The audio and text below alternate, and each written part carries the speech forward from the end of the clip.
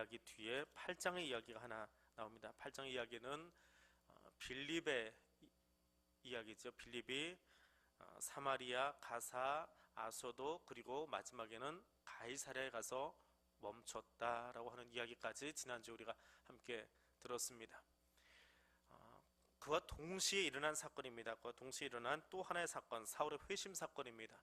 잠깐 짚고 넘어가고 다음 주에 베드로 한번 하고 다시 이제 사울로 넘어갈 텐데, 스데반의 순교 때에 바로 동시다발적으로 빌립의 사건이 일어나고, 또 빌립의 사건과 더불어서 한쪽에서는 사울이 사람 죽이려고 쫓아 올라가고, 또 한켠에는 그 빌립의 사건 때문에 예루살렘 밖으로 나왔던 히브리파 유대계의 사도 제자 베드로의 모습이 거기서 멈추지 않고 잠깐 몇 군데 동네를 돌면서 이방인 선교에 대해서 베드로가 살짝 눈을 뜨게 되어지는, 왔다가 다시 갔다 좀 부정적인 이야기로 나누긴 했지만, 베드로가 이때 나오지 않았더라면 사도행전 15장의 이야기를 진행을 할 수가 없습니다. 사도행전 15장은 예루살렘 총회에 관한 이야기인데, 그 총회를 진행하기 전에 베드로가 이방 선교의 맛을 본 거예요. 이런 일이 있구나, 나에게도 이런 사건이 있구나. 그것이 다음 주 이야기입니다. 근데 오늘은 이제 그 세 갈래의 이야기 가운데 또 하나의 축, 사울이 회심하는 사건. 사실은 굉장히 긴 이야기입니다. 아주 오랜 시간의 이야기인데, 여기 9장에서 압축해서 31절 안에 다 이렇게 한마디로 꾸겨 넣어 놓은 거예요. 왜냐하면 사도행전은 초대교회 선교의 역사를 적기 위한 것이기 때문에, 그 사이에는 한 14년에 걸친 이야기인데 그것을 뭐 장황하게 쓸 필요가 없어서 사람 이름도 생략하고 이것저것 생략해가면서 중요한 단어들만 기록해 놓은, 14년을 31절에 집어넣으려니까 정말 필요한 이야기가 아니면 다 지워버렸습니다. 그런 의미로 1절에서 31절까지 보시면 그 14년을 어떻게 축약시켜 놓았는가 우리가 함께 알 수 있을 것 같습니다. 자, 1절 말씀입니다. 사울이 주의 제자들에 대하여 여전히 위협과 살기가 등등하여 대제사장에게 갔다. 이 9장 1절 제일 첫머리에는 우리가 번역하지 않은 단어가 두 개가 나옵니다. 오대라고 하는 말입니다. 기억 안 하셔도 괜찮습니다. 이 오대라고 하는 두 개의 헬라어 단어를 번역해 놓은 성경이 하나 있습니다. 다른 성경들은 다 그냥 넘어가 버렸어요. 이거 뭐 굳이 번역하냐 해가지고 번역을 안 했는데, RSV 성경만 번역을 해놨습니다. 어떻게 번역을 했냐면 but 하고 번역해 놨어요. but. 그러나 무슨 말이에요? 스데반의 선교가 7장에 나오고 8장에는 빌립의 이야기가 나오고, 그러니까 스데반의 선교 뒤에 빌립이 나가서 선교를 하면서 사마리아와 가사와 아소도와 가이사랴까지 팔레스타인 지경을 훑고 다니면서 지금 선교의 역사가 막 일어나고 있어요. 한쪽에서는 박해가 일어났는데 박해 뒤에 교회가 없어진 게 아니라 막 부흥하는 역사가 일어납니다. 그러나 그 교회 부흥의 역사 뒤에는 꼭 어떤 일이 있습니까? 그것을 방해하는 일들이 있더라라고 하는 거예요. 근데 그 그러나라고 하는 이 단어를 일반 한글 성경은 번역해 놓은 곳이 없습니다. RSV라고 하는 아주 고전적인 영어 성경, 고전적인 단어들을 사용하는 성경인데 그 성경만 but Saul, still breathing, threat 해가지고 아직도 그러나 해가지고 그 성경만 번역을 해 놓았습니다. 자, 그 앞에 스데반이 죽을 때는 그 옆에 서 있기만 했던 이 청년 사울이 재미가 들린 거예요. 재미가 들지 뭐 혈기가 더 났는지 아무튼 위임장까지 받아가지고 어디로 갑니까? 다메섹까지 갑니다. 오늘 질문 조금만 던질게요. 안 웃으셔도 됩니다. 다메섹까지 거리가 얼마나 되냐면 213km예요. 213km. 여러분, 차를 가지고 가는 게 아니고 다메섹까지 걸어간다라고 생각해보세요. 얼마나 걸릴까요? 직선 도로가 없습니다. 그냥 꼴짝이 들면서 가세요. 왜 하필이면 다메섹이었을까요? 이 다메섹은 일반적인 성지순례 코스에는 없습니다. 여기로 가려면 중동 성지순례를 따로 가셔야 돼요. 지금 시리아의 수도 다마스커스입니다. 이집트, 이스라엘, 그리스, 아테네 뭐 이렇게는 도시지만 시리아나 이란 쪽은 잘 안 돕니다. 근데 시리아 성지 순례를 가면 볼 수 있는 그런 다메섹이에요. 저쪽 터키에 있는 것이 아니고, 자, 이 시리아의 수도로 있는 이 다메섹은 스데반의 순교 때에 그러니까 그리스도인들 박해를 받죠. 그것만이 아니고 유대인들도 예루살렘에서 박해를 받습니다. 로마 사람에 의해서. 그래서 그 유대교에 속한 유대인들, 그리고 그리스도인이면서 유대인 사람들이 싹 흩어진데 어디로 가느냐? 또 다른 거대 도시로 찾아가는데 그게 다메섹이었어요. 그래서 그 다메섹 안에는 회당만 40개가 있었다고 합니다. 그러니까 유대인들이 얼마나 몰려들었으면, 일반적으로 도시에 회당이 한두 개 있는데 거기에 회당을 40개나 지을 정도니까 유대인들이 바글바글 했을 거다라고 하는 거예요. 해외여행 가다 보면은 한국 사람들이 자주 가는 나라가 있습니다. 그 나라에 가는 비행기를 타면 비행기 안에서 다 한국말만 나와요. 여기저기 한국 사람들만 있거든요. 마찬가지로 다마스커스에 가니까 거기는 유대인들이 그렇게 바글바글 하더라는 거예요. 아주 많이 있어요. 근데 그 많은 유대인들 중에 특별히 그리스도인들도 그렇게 많았더라라고 하는 거예요. 아직은 그리스도인의 이름이 나오지 않습니다. 그리스도인의 이름은 그 다음 주쯤 해야 나올 것 같아요. 근데 그 예수 믿는 사람들이 거의 많이 있으니까 그 사람들을 죽여야 되겠다라고 하는 신념을 가지고, 열정을 가지고 이 사울이 쫓아갑니다. 그런데 3절에 가니까 사울이 길을 가다가 다메섹에 가까이 이르렀을 때에 후련히 하늘로부터 빛이 그를 비추었다 이야기합니다. 이때가 몇 시쯤 됐을까요?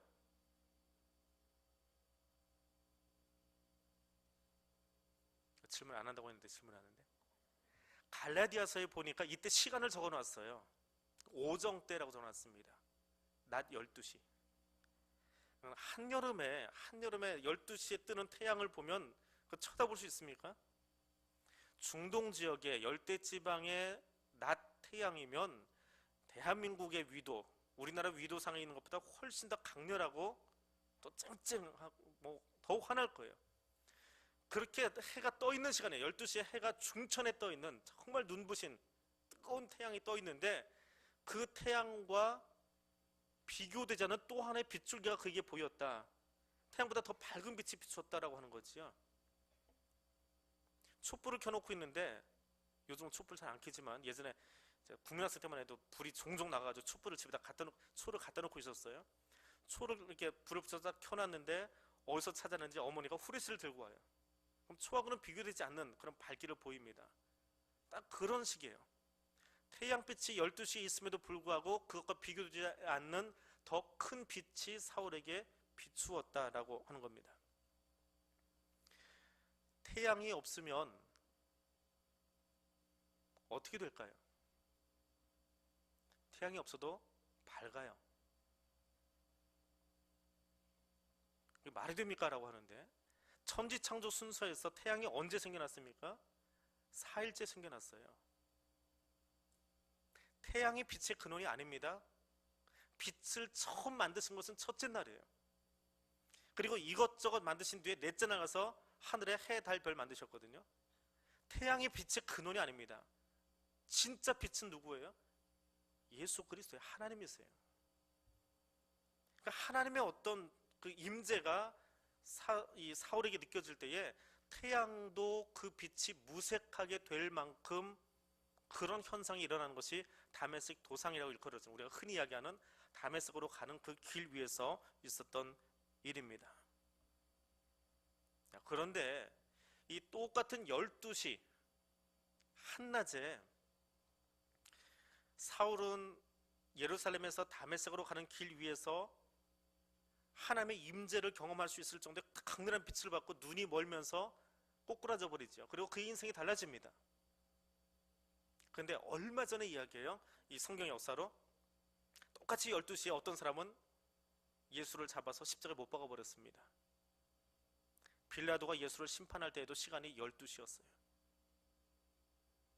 똑같은 백주 대낮이지만 어떤 사람은 예수를 만나고 그의 인생이 바뀌는 회심의 시간을 경험하고요. 그것이 여기 1장에서 31장까지 나오는 이야기입니다. 어떤 사람은 백주 대낮에 가장 악한 짓을 합니다. 어두운 데서 칼 들고 나오는 것은 잡범이에요. 진짜 도둑놈들은 어디서 일하는지 아세요? 백주대낮에 안가에 모여가지고 쑥덕쑥덕하면서 나라를 뒤집을 생각을 합니다. 빌라도가 그랬거든요. 백주대낮에 12시에 진리신 예수 그리스도를 십자가에 못 박아버렸습니다. 근데 똑같은 12시에 한 사람은 그 길 위에서 하나님의 임재를 경험하면서 예수 그리스도를 만나면서 그의 인생이 획기적으로 바뀌는 일을 경험하게 되어집니다.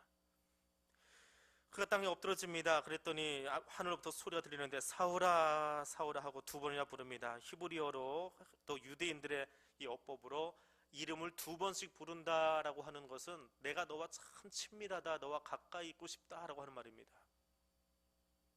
한 번 부른 것과 두 번 부른 것은 차이가 있습니다. 모세야 모세야 하고 부르시고 아브라함아 아브라함 하고 부르십니다. 그들을 부르실 때, 콜링 하실 때에 이름을 두 번씩 부르십니다. 사울아 사울아 내가 너와 참 친하고 싶다, 너와 가까이 하고 싶다, 내 옆에 있고 싶다라고 하는 하나님의 의지가 담겨 있습니다. 근데 그 음성을 듣자마자 사울이 외칩니다. 뭐라고 외칩니까? 내가 나를 왜 박해하느냐 라고 했을 때에 주여 누구십니까? 하고 물어보습니다. 당신 누구십니까? 라고 묻지 않습니다. 퀴리에, 퀴리오스, 주님, 황제님, 그 강렬한 햇빛을 바라보는 순간에 이렇게 빛을 낼 수 있는 것은 황제 같은, 아니 신적인 어떤 분이 아니면 나에게 이런 것을 보여줄 수 없다. 이 뜨거운 대낮에 저 햇빛을 무색하게 할 만큼, 태양을 무색하게 할 만큼 내게 강렬하게 만나주시는 그 느낌이 어떤 건지 잘 모르겠어요. 한번 경험해 보세요. 여름은 다 지나갔지만 내년 여름에 한번 해보세요. 뜨거운 여름에 나가가지고 하늘 한번 다 쳐다보면서 거기서 한번 경험해 보세요. 그런 느낌일 거예요. 그것을 무색하게 만드는 어떤 영적인 경험을 하고 나서 놀란 거지요. 누구야 그런 게 아니고 퀴리오스, 주님은 대체 누구십니까? 나는 내가 박해하는 예수다. 우리말로는 굉장히 짧게 풀어놨는데 진실로 나는 예수다. 지금 내가 계속해서 박해하고 있는 예수다. 근데 사울이 말을 못합니다. 내가 언제요? 한 번 그랬을 것 같은데, 스데반 죽일 때 내가 한 번 그 옆에 서 있었을 것 같은데 뭘 계속해서 했다고 그래요? 라고 반항할 수 있잖아요. 근데 그 분위기에 압도당해서 말을 못합니다. 스데반을 죽일 때도 마찬가지고 위임장을 들고 가는 그 순간도 지금 예수를 박해하고 있는 거예요. 그의 마음속에 끊임없이 예수 믿는 사람들을 박해하고 있습니다.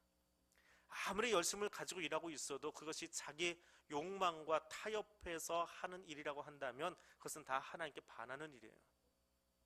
내 욕심과 결탁해서 일어나는 모든 일들은 다 그리스도와 반하는 일이에요.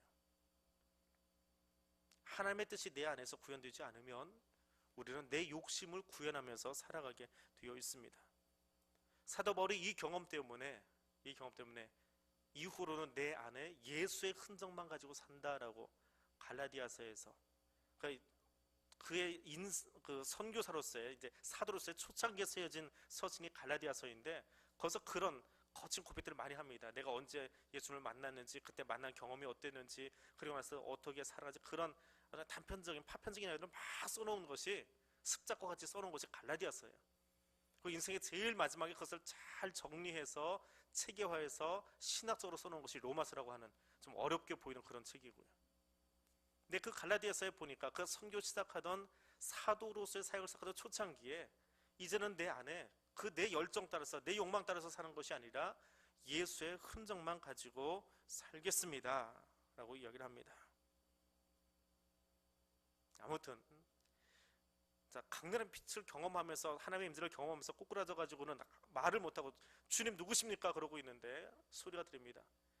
내가 예수다. 네가 지금도 계속해서 박해하고는 그 예수가 나다. 그때 이 사울이 느끼는 감정이 뭘까요? 사울은 죽었다 싶을 거예요. 왜 지금 빛만 보고도 놀래가지고 누구십니까?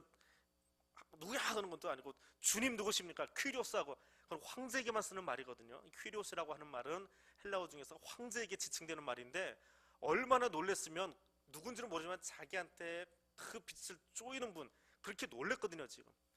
근데 자기 자신을 이렇게 보여주는데 뭐라고 보여줘요? 네가 지금도 박해하고 있는 예수다 하니까 나 죽었구나. 그렇지 않아도 지금 말이 막 더듬어지고 나오고 있는 판에 예수다 하니까 나 죽었구나라고 하는 감정이, 그런 마음이, 그런 두려움이 그 안에서 지금 올라오고 있을 거예요. 그게 지금 사울의 모습입니다. 그런데 주님이 뭐라고 하십니까? 6절 말씀에 너는 일어나 시내로 들어가라. 내가 행할 것을 내게 이를 자가 있을 것이다.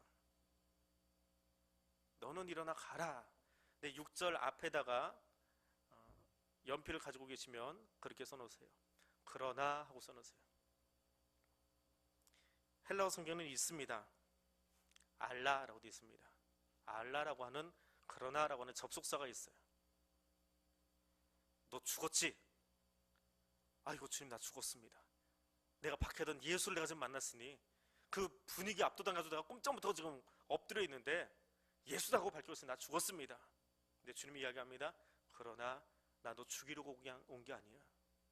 나는 너를 죽이려고 온 것이 아니고, 자 이제 어디로 가요? 시내로 들어가라. 시내로 들어가라. 혼내기 위해서가 아니라 예비된 사람을 만나기 위해서 들어가라. 거기서 내가 할 일을 가르쳐 줄 사람이 있을 것이다. 내가 위임장을 받아가지고 그리스도인들을 죽이려고 쫓아가고 있던 그 시간에 나는 이미 너를 위해서 사람을 준비해놓고 너를 어디선가 만나려고 장소도 예비해놓고 그 사람을 위해서 동시다발적으로 일을 하고 있다. 사도행전의 이야기가 스데반의 순교 이후에 빌립의 이야기로, 사울의 이야기로, 베드로의 이야기로 동시다발적으로 일어나는 것처럼 하나님도 사울이 누군가를 잡아 죽이기 위해서 다메섹으로 막 뛰어가고 있는 도중에 그 일이 진행되는 그 시간 속에서 하나님도 일하시는데 어떻게 해요? 한쪽에서는 사울을 만나고 있고 또 한쪽에서는 아나니아를 만나서 준비시키고 있고 또 한쪽에서는 제자들을 다메섹에다 다 불러 모아놓고 있고 그 일을 동시에 하고 계시는 거예요. 그리고 사울에게서 가장 최고의 사람들, 사울을 변화시킬 수 있는 최고의 사람들을 거기다가 모아놓기 시작합니다. 그것이 하나님의 방법이에요. 자, 눈이 멀어버린 사울이 다메섹에 갑니다. 가서 사흘 동안을 보지도 못하고 먹지도 못하고 마시지도 않고, 9절에 보니까 사흘 동안.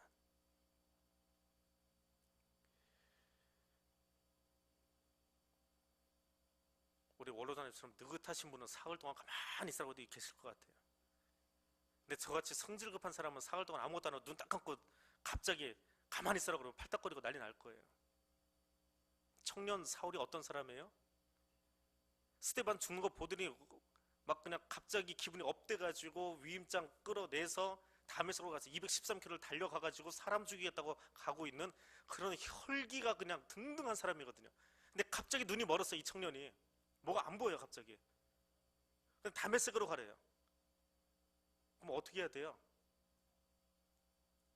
그 혈기 가지고 다메섹 뛰어가는 게 좋아요? 예루살렘 가는 게 좋아요? 사울이 아니어서 잘 모르겠지요. 낯선 동네가 눈이 갑자기 멀었어요. 요즘 세상에도 시각장애인이 앞에 지나가면 사람들이 슬금슬금 비키기도 합니다. 근데 2000년 전에 시각장애인이 지나가면 이건 혐오스러운 인간이에요. 그냥 장애인, 이 장애인이라는 말이 나온 것도 얼마 전의 일이거든요. 장애를 가졌다, 이건 사람 취급 안 하거든요. 더군다나 눈이 멀었어요.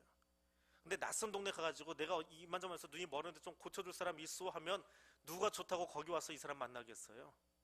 더군다나 이 다메섹은 유대인들이 잔뜩 있는 동네인데, 그럼 내가 잘 아는 동네로 힘들어도 가가지고 거기 가서 내가 알고 있던, 왜 예루살렘에서는 그래도 자기가 가말리엘의 수제자니까 이름이 좀 있잖아요. 알려져 있잖아요.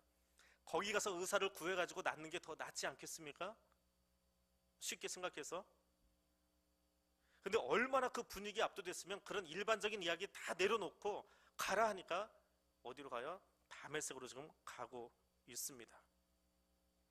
아무것도 하지 않고 있습니다. 다메섹에 도착을 했어요. 앞은 보이지 않습니다. 누군지는 모르지만 누가 하여튼 옆에 같이 가던 사람들이 끌어다가 유다의 집에다 데려다 놨어요. 누가 좀 왔으면 좋겠는데 여기 오면 누굴 만난다고 하는데 밤인지 낮인지 하여튼 시간은 지나가는 것 같아요. 딸그락딸그락 하다가 조용해지다가 딸그락딸그락 하다가 조용해지다가 가만히 소리 들어보니까 하루가 지나간 것 같은데, 하루가 지나도 이틀이 지나도 아무도 안 찾아와요. 그 길 위에서 만난 그 누군가가 정말 예수가 맞을까? 정말 찾아오긴 하는 걸까? 이러다가 영원히 눈 멀어서 사는 건 아닐까? 이러다가 밖에 나가서 정말 동냥이나 하다가 내 인생 끝나는 건 아닐까? 별의별 생각을 다 할 수 있는 3일의 시간. 눈 뜨고 지내는 3일이 아니고 갑자기 눈이 멀어서 장애가 와가지고 21세기의 시각장애인이 아니고 1세기의 시각장애인으로 그렇게 살아야 된다라고 하는 그 두려움이 그에게 엄습해 올 때 그 3일을 어떻게 참고 있었을 거예요? 하나님이 사울을 훈련시키는 시간이 14년이 걸립니다. 이후의 시간에 14년 동안 최초의 선교를 나갈 때까지 14년이 걸려요. 그동안에 그의 혈기, 그의 막 그냥 으쌰으쌰하는 그 모습들, 그거 다듬느라고 시간이 걸리시는 거예요. 그동안에 이 3일 동안에, 뒤에는 14년 빼고요, 앞에는 이 3일 동안에 사울이 뭐 하고 있었습니까? 자꾸 질문을 하게 되는데, 뭐 하고 있었어요? 기도하고 있었어요. 우락부락 이거 어쩌 하고 있는 것이 아니고 그가 기도하고 있었어요. 그가 기도하고 있었습니다.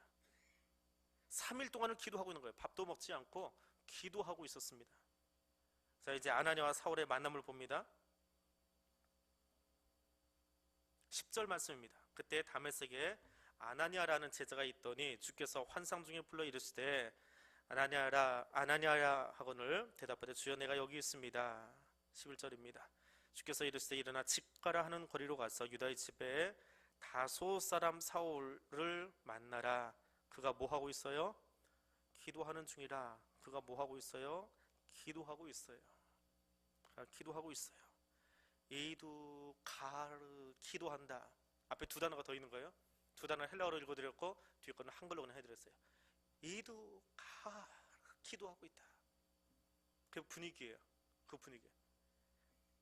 아나니아야, 다소에 가서, 아니 그 집가의 거리에 가서 유다 집에 가면 사울이 있을 거야. 근데 그 사울이 지금 뭐 하고 있는 줄 알아?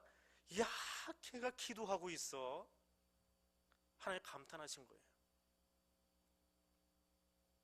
그가 기도하는 모습에 감탄하신 거예요. 이도 가를 기도한다.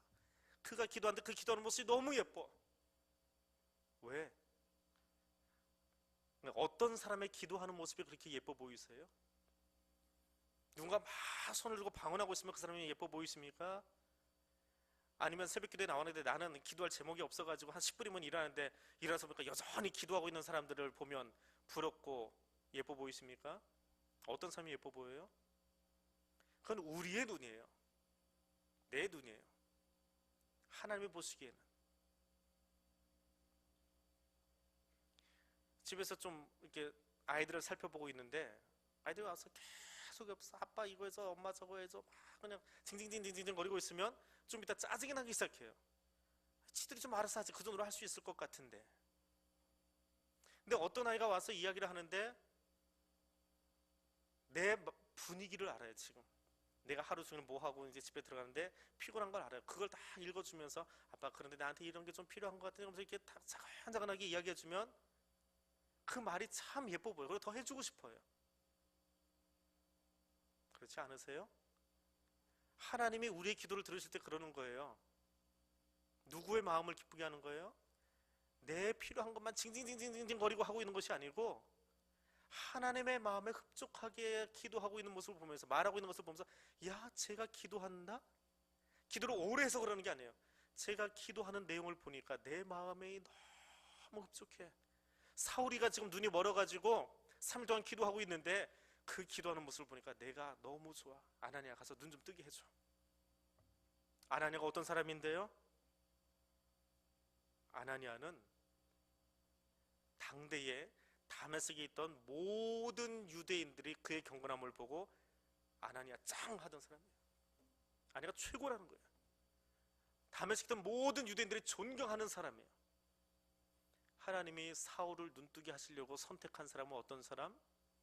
다메섹에서 최고로 경건하고 최고로 영빨이 있는 사람이었어요.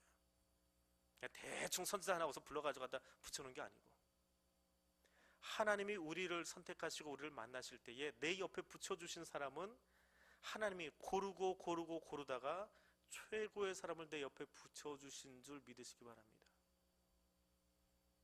그 사람이 행복한 사람이에요. 어떻게 하다 보니까 노총각 돼가지고 이런 사람 만나서 지금까지 이 고생하고 있어.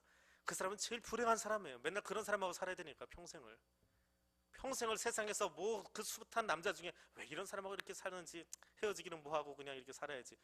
불행하게 사시는 거예요.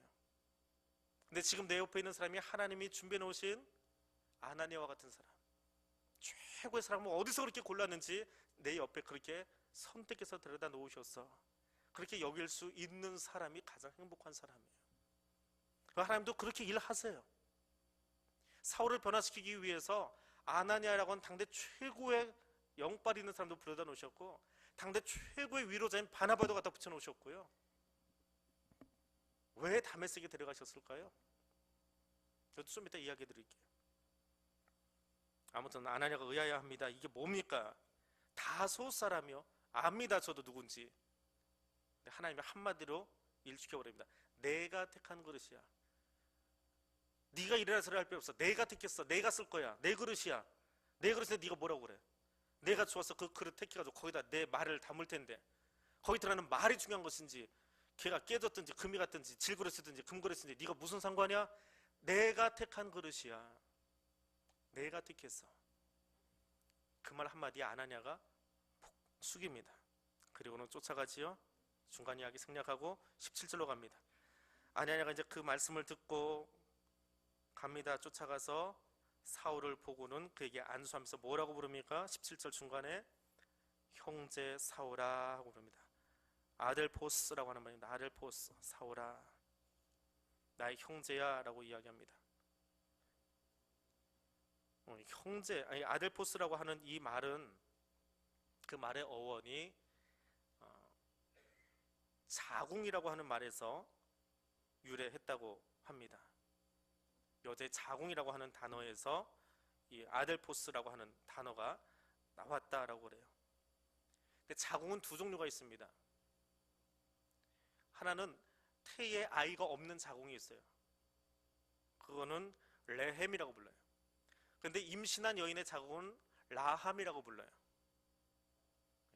이 라함의 자궁을 델프히스라고 부릅니다. 거기다가 아자로 붙여도 아델포스 그래요. 그러니까 아이가 들어있는 그 자궁, 임신한 그 자궁 안에서 같이 태어난 아이들, 그게 형제예요.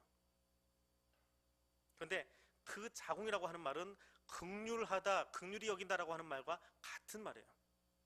긍휼하신 하나님 이야기할 때는 히브리어로 이야기하면 자궁을 가지신 하나님이에요. 왜냐하면 어머니의 태중에 아이가 들어가 있으면 엄마는 의식적이든 의식적이지 않든 끊임없이 탯줄을 통해서 아이에게 피를 공급해주고 영양소를 공급해주고 산소를 공급해주고 아이가 살아갈 수 있도록 계속해서 아이를 돌보죠.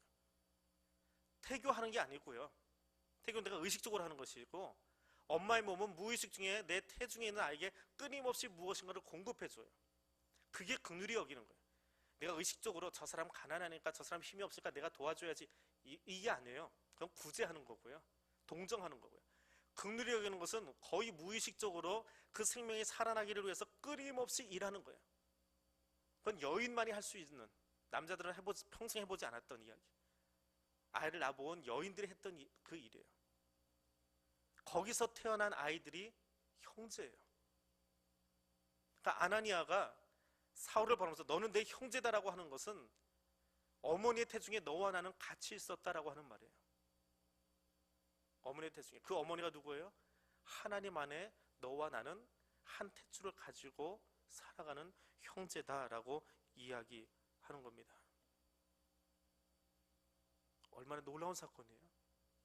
아나니아가 처음에 사울 만나러 가라고 했을 때에 내가 왜 그 사람 만납니까 하던 것과는 비교되는 말이지요. 또 다메섹에 있는 그 유대인 그리스도인들을 죽이려고 쫓아갔던 그 사울이 거기에서 가장 존경받는 아나니아가 찾아와서 자기를 향해서 거두절미하고 설명도 필요 없어요. 하나님 보내셨으니까 온 거지요. 그를 바라보면서 형제 사울아 하면서 안수하여 그 눈을 뜨게 할 때에 그 충격이 어땠을까요? 하나님 만난 다음으로 예수 그리스도를 다메섹으로 가는 그 길 위에서 만난 그 다음으로 그에게는 충격이었을 거예요. 나는 저들을 죽이기 위해서 위임장을 들고 쫓아가고 있는데 거기에 거두인 아나니아가 찾아와서 내 머리에 안수해주고 하는 말이, 너는 나와 한 자궁을 쓰던 사람이야. 너는 나의 형제야.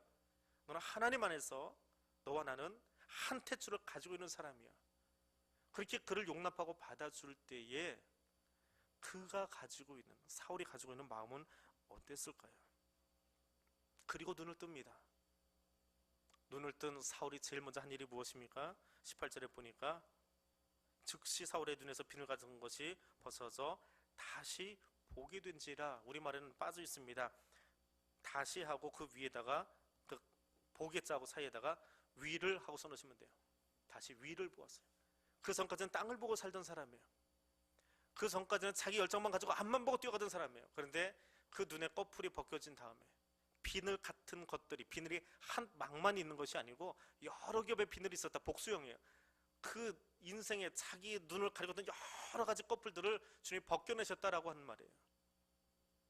물고기 눈에 막 하나 올라왔다 내려가는 것처럼 그런 막이 없어진 것이 아니고 여러 꺼풀의 비늘이 떨어졌다라는 표현입니다. 그리고 났더니 사울이 제일 먼저 한 것은, 이제 내가 더 이상 땅에 속한 자가 아니라, 육신에 속한 자가 아니라 하늘을 바라보고 위를 바라보고 하나님 바라보고 살겠습니다. 그리고는 먼저 그 다음에 뭐 하랍니까? 세례를 받았어요. 옛 사람을 죽이겠습니다. 확실하게 내 몸에다 흔적 남기겠습니다. 313년에 콘스탄틴 대제가 로마 그 제국 안에 기독교를 국교로 공인한 다음에 그의 휘하 병사들에게 세례를 받도록 명령을 합니다. 예수를 아주 특이하게 만났어요. 그 이야기는 약하고요. 그러고 나서 그 휘하 병사들에게 세례 받으라고 했더니 병사들이 황제 명령이니까 세례는 받아야 되겠어요. 근데 그때는 주로 침례 형태의 세례를 받았습니다. 다 물속으로 가야 돼요. 근데 그 이야기, 그 콘스탄틴 대제의 일화에 의하면 이 병사들이 물속에 다 들어가는데 오른손은 들고 들어갔대요. 이거 물속에 안 들어가려고. 그리고 쏙 들어갔다 나왔대요. 이거 왜 안 들어갔을까요? 오른손은 여전히 칼을 잡아야 되기 때문에, 누군가를 죽여야 하기 때문에 이것은 내 의지로 살겠습니다. 세례 받은 거예요. 세례 받은 자는, 옛사람은 십자가 앞에서 다 죽인 사람들입니다. 오른손까지 집어넣어야 돼요. 마지막 손가락 하나까지, 털끝 하나까지 다 집어넣어야 돼요. 예수 안에서 죽어야 돼요. 예수 믿지만 이거는 끝까지 양보 못합니다. 이거는 못해요. 그거 아직 변화되지 않은 거예요. 그건 옛사람에 속해서 사는 거예요. 사울이 아나니아로부터 안수를 받고 그 눈에서 꺼풀이 벗겨진 다음에 옛사람은 철저하게 죽이겠습니다. 내 고집, 내 혈기, 내 옛사람 다 죽이겠습니다. 그리고 음식을 먹습니다. 그 14년 동안에 일어난 일인데 거기에 밥 먹는 이야기까지 써놨어요. 그렇게 중요한 이야기 아니거든요, 밥 먹는 이야기는. 근데 여기 써 있어요. 왜요? 그만큼 중요하기 때문에. 헬라어로는 밥 먹는다라고 하는 단어가 아주 여러 개가 있습니다. 아주 여러 개가 있어요. 왜? 어떤 밥을 먹느냐에 따라서 달라요. 딱딱한 빵을 먹고 있는지, 부드러운 걸 먹고 있는지, 물을 먹고 있는지에 따라서 단어가 다 달라집니다. 근데 우리말로는 다 먹는다라고 표현이 돼요. 근데 여기 나오는 이 단어는 람바노라고 하는 말인데 여기 딱 한 번만 쓰였습니다. 그리고 이 단어는 먹는다라는 단어로는 잘 안 쓰이는 단어예요. 근데 여기서만 먹는다라는 용어로 쓰였습니다. 이 단어의 원래 가지고 있는 뜻은 생명을 취한다라고 하는 거예요. 예전에 사울이 세례받기 전에, 예수 믿기 전에 그에게 있어서 먹는 일이라고 하는 것은 그냥 육체를 살리기 위해서 먹는 거예요. 육체의 건강을 위해서 먹는 거였어요. 근데 세례받은 이후에 그가 먹는 행위는 생명을 취하는 거예요. 하나님의 생명을 취하는 사람으로 살아가더라라고 하는 거예요. 그랬더니, 그렇게 음식을 먹었더니 어떻게 됩니까? 강건하여졌대요. 밥 먹으면 힘이 나는 건 당연하지요. 산에 올라가다가 초콜릿 하나만 꺼내 먹어도 갑자기 눈이 확 뜨입니다. 땀을 쭉 뺀 다음에 산에 올라가고 있는데 지쳐요. 그때 요만한 초콜릿 하나만 먹어도요 정말 힘이 나요. 경험 안 해보셨나요? 제주에 있을 때 백두에서 한라까지 그 총에서 나온 프로그램 때문에 구두 신고 한라산에 올라가 본 적이 있어요. 갑자기 제주에 저녁에 있는 목사들 다 한라산으로 끌어올려서 거기서 예배드리자 그래가지고 주일 오후가 정신없이 구두 신고 막 올라간 적이 있어요. 이 준비 안 되고 양복 입은 데다 성경책 들고 올라가는데 이 성경책이 천근만근해요. 왜 그렇게 무거운지. 거의 다 올라갔을 때 정말 입에 소금기는 돌고요. 너무 힘들어가지고 준비가 안 돼 있으니까. 근데 옆에 있던 목사님이 지나가다가 초콜릿 하나 꺼내주시더라고요. 요만한 거. 그걸 그거 딱 먹는데 서너 거 먹으면 이런 기분이겠구나 싶더라고요. 눈이 확 뜨이는 거예요. 순간적으로. 뭐 뽀빠이 시금치를 먹은 것처럼. 여기 강건하여진다라고 하는 말은 음식을 먹고 그렇게 눈이 뜨인다라고 하는 그 말이 아니에요. 초콜릿만 먹어도 눈이 뜨이는데 이 강건해진다라고 하는 표현이 또 한 곳 쓰이는 곳이 있습니다. 어디냐 하면 겟세마네 동산에서 예수님이 땀방울이 핏방울이 되도록 친하게 기도하고 계셨어요. 그랬더니 하늘로부터 천사들이 내려와서 그에게 힘을 더하더라. 그 말이에요. 바울이 육체의 소욕을 위해서 밥을 먹던 옛날 습관이 아니고 이제는 생명을 취하기 위해서 음식을 먹고 내가 이제는 이 말씀 가지고 살아야지라고 했더니 힘이 어디서 나와요? 하늘로부터 그에게 공급되어지더라라고 하는 거예요. 누군가의 생명을 살리기 위해서 내가 애를 쓰면 내 안에서 힘이 나는 것이 아니라 하늘로부터 우리에게 힘이 부여되는 것, 여러분도 같이 경험하실 수 있기를 원합니다. 내가 힘내서 누구를 살릴 수 있는 게 아니에요. 생명의 역사를 이루려고 하면 하나님이 힘을 주십니다. 나의 힘 가지고 선교하는 게 아니에요. 내 힘 가지고 전도하는 게 아니에요. 생명을 살려야 되겠다라고 하는 열정이 내 안에 들어와 있으면, 생명에 대한 욕심이 생겨나면 하나님이 그 사람에게 힘을 주세요. 땅의 힘이 아니라, 밥 먹고 힘내서 하는 것이 아니라 하나님이 주시는 힘으로 생명의 역사를 이룰 수 있습니다. 오늘 우리 교회가 그러하기를 원하고, 우리 교회가 감당하는 선교가 그러하기를 원하고, 우리 수요일마다 모이는 전도부가 그러하기를 원하고, 우리 대학 별내교회가 그러하기를 원합니다. 하늘로부터 오는 힘을 가지고 그 사회 감당할 수 있기를 원합니다. 자, 그렇게 먹고 강건해진 다음에 19절 후반절에 보니까 사울이 다메섹에 있는 누구하고요? 제자들과 며칠 있었대요. 자, 여기 왜 다메섹에 보내셨는지 이유가 나와요. 눈이 떠졌어요.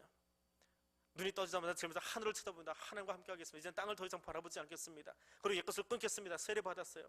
세례 받은 다음에 이제부터는 내가 마음속에 생각하는 건 생명만 생각하겠습니다. 생명만 담고 살겠습니다. 죽음의 문화는, 옛 문화는 다 버리겠습니다. 그랬더니 하나님이 힘을 주세요. 힘을 주시는데 그 옆에 사람도 붙여주세요. 누구를? 다메섹에 있는 그리스도인 제자들을. 예루살렘이 핍박을 당하고 나서 거기 있던 그리스도인들이 쫙 흩어졌는데 제일 많이 간 동네가 어디라고요? 다메섹이에요. 그러니까 눈이 멀어버린 다음에 내가 잘 아는 의사 찾아간다고 예루살렘 갔으면 이 사람들 못 만나요. 거기 수도 없이 가서 변화되어서 그 땅을 정복하고 있던, 말씀으로 정복하려고 준비하고 있던 제자들을 만난 거예요. 그럼 이 무명의 제자들은 뭐 했을까요? 사울이 지금 갑자기 예수 만나고 신비체험하고, 여러분 신비체험 막 처음 한 사람들 그 분위기 혹시 아세요? 뭐 정신 못 차립니다. 그냥 그게 막 천국 경험하고 전부인 것처럼 막 꽝꽝 해가지고 내가 하나님 봤어요, 내가 뭐 봤어요. 그러라고 우리에게 신비체험 시키시는 거 아니에요. 신비체험 안 하고 신앙생활 하는 사람이 더 복된 사람입니다. 그 안 해도 될 만하니까 주님 안 보여주시는 거예요. 끝까지 하다 안 되겠으니까 뭘 자꾸 보여주시고 뭘 자꾸 들려주시고 하는 거예요. 그러니까 자꾸 그런 거 욕심내지 마세요. 그리고 또 혹 보았으면 절제할 줄 알아야 돼요. 근데 사울이라는 청년의 모습 아시잖아요. 그 모습이 어때요? 막 부황부황한 친구예요, 이 친구가. 근데 부황부황하긴 한데 대체 예수가 어떤 사람인지를 모르는 거예요. 예수 믿는다면 죽이려는 다녔지만 대체 예수가 누군지 알아야지요. 막 그냥 마음은 뜨거운데 신비한 체험을 했으니까 내가 예수 만났어. 예수가 누군데? 글쎄 그거는 모르겠고 아무튼 만났어. 뭐 그러고 다닐 거 아니에요. 그 사람에게 체계적으로 무엇인가를 집어넣을 사람이 필요해요. 누구요? 다메섹에 있던 이 제자들, 무명의 제자들. 그러니까 하나님이 사울 하나 준비시키시려고 얼마나 많은 일들을 그냥 막 폭포수같이 쏟아붓는지를 몰라요. 아나니아를 준비시키시고 무명의 제자들을 준비시켜 주시고 유다를 준비시키시고 바나바를 준비시키시고 상황을 다 만들어 놓으시고 한 사람의 그리스도인, 온전한 그리스도인들을 세우기 위해서 하나님은 지금도 그렇게 일하고 계십니다. 여기 앉아있는 여러분 한 사람 한 사람을 세우기 위해서 주님 그렇게 일하고 계세요. 외로워하지 마세요. 하나님이 여러분을 위해서 얼마나 치밀하게, 완전하게, 온전하게 지금 일을 준비하고 실행하고 계시는지 눈을 뜨고 보실 수 있기를 원합니다. 뒤에는 이야기가 긴데 짤막하게 요약을 해서 알려드릴게요. 그 뒤에는 약해도 될 것 같아서. 자, 그렇게 말씀을 듣고 나니까 이제 사울이 예수 처음 믿고 막 신비 체험도 했겠다, 말씀도 들었겠다, 가만히 있지를 못하죠. 나가서 말씀을 전합니다. 근데 말씀 전하면 사람들이 변화돼야 되는데 죽이려고 하는 사람만 나타나요. 이게 대체 배신자인지 진짜 예수쟁인지는 모르겠지만 아무튼 예수 전하니까 죽이려고 하고 배신자니까 죽이려고 하고, 그래서 이리 갔다 저리 갔다 도망다니는 그런 모습을 봅니다. 쉽게 실족할 수 있는 상황이지요. 은혜 받았는데, 은혜를 나누고 싶은데 사람들이 은혜를 받아주질 않아요. 나 은혜 받았다고 이야기하고 싶은데 내가 옛날에는 안 그랬는데 그러면서 사람들이 곁눈질하고 쳐다봅니다. 실망하기 쉽고 정말 욱하기 쉬운 그런 상황들이 끊임없이 사울에게 벌어집니다. 그런 사울을 바나바가 예루살렘으로 데리고 와서 사도들에게 소개시킵니다. 그 사도들은 어떤 사람이에요? 히브리파 유대인이에요. 히브리파 유대인. 사울은 헬라파 아니에요. 근데 그가 사도로서 서가기 위해서는 누구의 인정이 필요해요. 우선 누구의 인정이요? 우리가 이야기를 하면서 히브리파 유대인, 헬라파 유대인 해가지고 자꾸 이분법적으로 이야기를 하긴 했지만 결국은 히브리파 유대인들, 사도들의 인정이 필요했어요. 우리가 편의상 이야기를 진행해 나가면서 그들의 성격이 이렇다라고 이야기하기 위해서 둘로 나누기로 했지만 교회는 서로 협력하는 일이 없으면, 서로 세워주는 일이 없으면 절대로 교회는 건강하지 못합니다. 히브리파 유대인들이 소수인 헬라파 유대인 집사들을 세워서 교회를 세워가기 시작했어요. 구제사역을 위해서. 근데 그들이 서가는 그 뒤에는 예루살렘을 떠나지는 않았지만 든든하게 늘 거기로 후원하고, 후에는 사울이 들어왔을 때 그를 인정해주고 지지해주고 파송하는 히브리파 유대인 그룹이 있었어요. 그들이 협력하지 않았다면 사도행전 이야기는 9장에서 끝납니다. 교회는 끊임없이 협력하는 것이에요. 어떤 이유로도 교회가 나누어지면, 의견이 나누어지면, 사람이 나누어지면 교회는 하나님의 선교를 감당할 수 없습니다. 그 이야기가 바나바의 사건이에요. 아주 짧은 이야기지만 교회는 협력하는 것이, 함께 서가는 것이 교회를 세우는 가장 중요한 사건이더라라고 하는 거예요. 자, 그리고 그를 30절에 보니까 다소로 보냅니다. 여기는 아주 짤막하게 됐습니다. 형제들이 알고 이제 사울을 죽이려고 하니까 데리고 다소로 갔습니다. 30절과 31절 사이가 가로 해놓고 써놓으세요. 14년 걸렸다. 30절과 31절의 사이가 14년 걸렸다. 누구 마음대로 그렇게 이야기했습니까? 갈라디아에서 있어요. 갈라디아서 2장 1절에 14년 후에 내가 다시 내려가서 보니, 그러니까 하나님이 다소라고 하는 동네에다가 이 사람을 보내놓고 14년 동안 묶어놓은 거예요. 청년의 혈기를 쓰시는 게 아니라 14년 동안 그를 다듬으시는 거예요. 말씀으로 철저히 훈련시키시는 거예요. 그리고 파송하기 전에 우리가 2주 후에 뭘 안디옥에 가서, 2주는 한 3주쯤 걸릴 거예요. 그 안디옥에 가서 목회도 한번 해봐요. 바나바의 도움으로. 그리고 선교사로 나갑니다. 그 14년 동안 사울이 어떤 마음으로 다소 있었을까요? 내가 그래도 저 예수 알기 전에는 어떤 사람? 바리새인이요, 유대인이요, 가말리알의 문화생이요, 자랑할 게 얼마나 많아요. 아니, 예수 믿는 사람들은 나를 의심해서 찾아오지 않아도 그렇다 치더라도 세계 철학사 속에 바울의 이름이 얼마나 큰 이름인데요. 가말리엘이라고 하는, 우리는 그 철학을 여기서 논하지 않기 때문에 그렇지만 철학을 배우는 친구들한테 가말리엘은 대단한 사람이거든요. 그 사람의 수제자예요. 그 사람의 학통을 이어가고 있는 사람이에요. 그럼 그 사람한테 가서 가말리엘을 물어봐야 돼요. 가말리엘 돌아가셨으니까. 근데 그 사람이 지금 다소에 있다고요. 그러면 그 철학을 배우고 싶어하는 사람들 거기 와서 다 이 사울을 만나야 돼요. 근데 그 친구들도 안 나와요. 예수 믿는 사람이나 유대인이 아무도 안 찾아와요. 정말 외롭고 혼자 스스로를 다듬어가는 14년의 시간을 그가 경험하고 있습니다. 언제까지 거기 있었을까요? 주님이 불러내실 때까지. 바울아, 됐다. 이제 내가 너와 함께 선교여행 시작해야 되겠다. 부르실 때까지. 내 마음이 아니고 주님이 명령하실 때까지. 그랬더니, 자, 9장 1절부터 이제 7장부터 되어진 이야기죠. 실제적으로는 7장부터 있었던 이 이야기, 그 이야기를 마무리하는 겁니다. 31절에 그리하여라고 하는 이 말은 그 결과로 하는 말입니다. 스데반의 순교, 빌립의 선교, 또 사울의 회심, 또 베드로의 이야기, 그러나 토탈에서 다 묶어놓고 결론적으로 하는 이야기예요. 결론적으로 하는 이야기인데, 그렇게 했더니 교회가 든든히 서가더라. 하나님께 순종하던 아나니아, 하나님의 말씀을 듣고 위로하기 위해서 갔던 바나바 같은 사람, 또 그 무명에서 자기 이름 드러나지 않아도 괜찮아요. 누군가를 도울 수만 있다면 나는 제자로 살아갈게 하는 다메섹의 수백 명의 제자들, 그리고 주의 명령에 순종해서 자기가 다듬어질 때까지 꾸준하게 가서 참으면서 그 말씀의 훈련을 계속하고 있었던 그 사울 같은 사람, 그리고 말씀대로 순종해서 사마리아로, 아소도로, 가사로 뛰어갔던 빌리 같은 사람을 통해서 그 땅에 교회가 든든히 서갔더라. 그것이 그 결과예요. 다음 주에 그 사이 이야기, 베드로의 이야기를 읽을 겁니다. 오늘 여기 본문에 나오는 사람들 한 사람 한 사람 생각해 보십시오. 이야기가 너무 많기 때문에 하나씩 파편적으로 훑고 지나갔는데, 그 사람들의 공통점이 있습니다. 그 사람들의 공통점은 무엇입니까? 아나니아가 되었건 바나바가 되었건 제자들이 되었건, 그리고 여기 14년 동안 침묵하고 있던 사울이 되었건, 이들의 공통점이 있어요. 주님만 바라보고 있습니다. 내 혈기 부리지 않아요. 내 말 하지 않아요. 주님 말씀하시면 가겠습니다. 사울 그 이상하게 생긴 친구요? 근데 주님이 그릇으로 쓰신다고요? 내 마음과는 안 맞지만 하나님 어떻게 쓰실지 모르겠지만 나 갈게요. 옛날에 위임장 들고 다니던 친구인데, 근데 내가 본 것처럼 얘기해요. 가서 바나바가 자기가 언제 봤다고? 내가 이 사람 보증할게. 이 사람 사도로 받아줘. 주님의 명령이니까. 여기 모여서 14년 동안 가만히 입 다물고 있어. 네 성격 좀 다듬게. 주님이 가만히 있으라면 있을게요.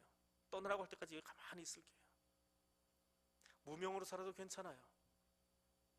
그 사람들이 초대교회를 만들어 갔습니다. 그것이 하나님의 선교를 이루는 방법이에요. 주님만 바라보는 사람 되기를 원합니다. 주님 말씀하실 때까지 인내하는 신앙 갖기를 원합니다. 일본 사람들이 만들어 놓은 말이긴 하지만 한국 사람들은 냄비 근성이 있다고 그러죠. 너무 급하게 빨리빨리 뭔가를 하려고 하는데, 주님의 인내하심처럼, 주님의 길이 참으심처럼 주님이 말씀하실 때까지 그 말씀에 순종하는 법을 배우겠습니다. 이것을 가지고 우리 같이 기도하겠습니다. 내 혈기로 일하지 않겠습니다. 내 열정으로 일하지 않겠습니다. 하나님의 열정으로 일하겠습니다. 주님 말씀하실 때 나아가겠습니다. 주님 멈추라 하시면 거기 멈추어 서겠습니다. 주님만 바라보겠습니다. 눈뜬 사울이 제일 먼저 하늘을 바라보며 우러러보며 그의 사역을 시작했던 것처럼 오늘 내 눈도 하나님만 바라보기를 원합니다. 우리 같이 기도하겠습니다.